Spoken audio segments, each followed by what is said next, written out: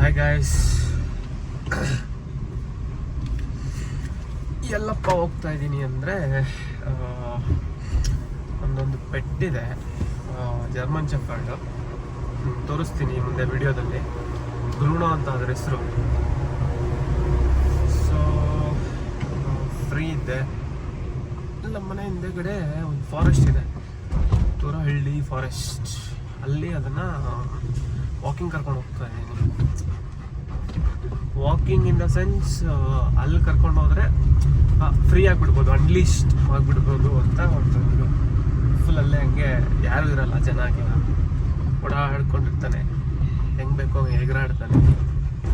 ನಿಮ್ಗೆ ಅದನ್ನು ಮುಂದೆ ವಿಡಿಯೋದಲ್ಲಿ ತೋರಿಸ್ತೀನಿ ಹೇಗಿರುತ್ತೆ ಅಂತ. ಬನ್ನಿ ನೋಡೋಣ.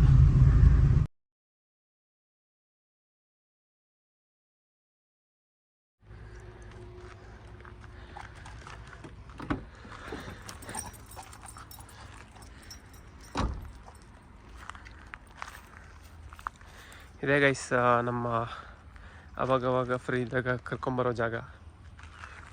ಇಲ್ಲಿ ಬಂದು ಯಾರೂ ಇರಲ್ಲ, ಫುಲ್ ಫ್ರೀ ಬಿಟ್ಟರೆ ಅವನಾಗವನೇ ಓಡಾಡ್ತಾ ಇರ್ತಾನೆ.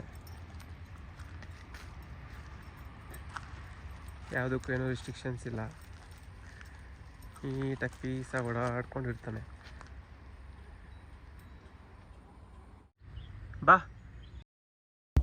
ಇರು ಇರು ಇರು ಹೀಗೆ ನೀ ಎಲ್ಲೂನು ಹೋಗದ ಹಾಗೆ ಸುತ್ತ ನಗಿಸುತ್ತ ನಲಿಯುತ್ತಾ ಹೀಗೆನೆ ಬದುಕಿನ ಗತಿಯಲ್ಲಿ ತಿರುವೊಂದು ನಾ ಕಂಡಿರುವಾಗ ಎದ್ದು ಎದುರಿದ್ದು ಹಗ್ ಮಾಡು ಸುಮ್ಮನೆ.